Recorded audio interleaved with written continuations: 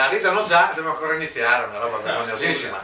Insomma, praticamente cosa succede? Che Cenerentola, questa è un po' piccantina, insomma, no, comunque, Cenerentola arriva là, sai, la fattina Cenerentola e gli trasforma la zucca in carrozza, i topolini cavallo, e le lucertole gli fanno i suoi cavalieri. A un certo punto dice: guarda, tu adesso vai al ballo, bene, tutto quello che vuoi, però ricordate che a mezzanotte devi scappare, perché oltre a perdere la scarpetta, ti trasformo la sesetta in una fetta di anguria. Quindi vedi tu, farò il prossimo.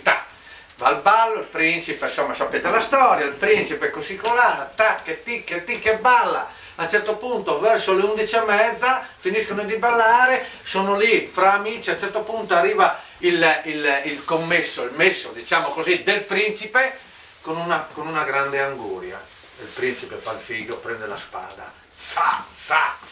prende una fetta di anguria, distribuisce a tutti una fetta di anguria, mangiamo insieme, e il principe...